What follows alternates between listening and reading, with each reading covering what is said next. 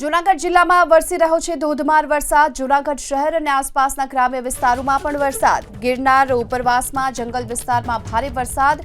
ભારે વરસાદને લઈને દામોદર કુંડમાં પાણીનો પણ ભારે પ્રવાહ વહેતો જોવા મળ્યો। સોનરખ સહિતની નદીઓ પણ બે કાંઠે વહી રહી છે। નદી અને જળાશયોમાં પણ પાણીની ભરપૂર આવક જોવા મળી રહી છે।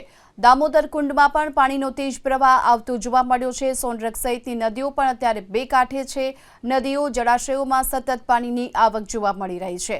જૂનાગઢ જિલ્લામાં હાલ તો ધોધમાર વરસાદની શરૂઆત। આસપાસના ગ્રામ્ય વિસ્તારોમાં પણ અત્યારે ધોધમાર વરસાદ વરસી રહ્યો છે। ગિરનાર ઉપરવાસમાં પણ જંગલ વિસ્તારમાં ભારે વરસાદ અને તેના કારણે જ દામોદર કુંડમાં હવે નવા નીરની આવક પણ જોવા મળી રહી છે અને સતત પાણીનો તેજ પ્રવાહ વહેતો જોવા મળી રહ્યો છે।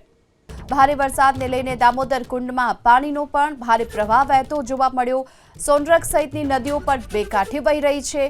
નદી અને જળાશયોમાં પણ પાણીની ભરપૂર આવક જોવા મળી રહી છે।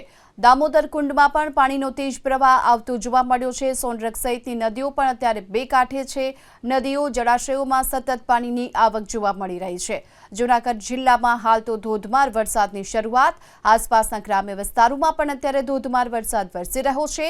ગિરનાર ઉપરવાસમાં પણ જંગલ વિસ્તારમાં ભારે વરસાદ અને તેના કારણે જ દામોદર કુંડમાં હવે નવા નીરની આવક પણ જોવા મળી રહી છે અને સતત પાણીનો તેજ પ્રવાહ વહેતો જોવા મળી રહ્યો છે।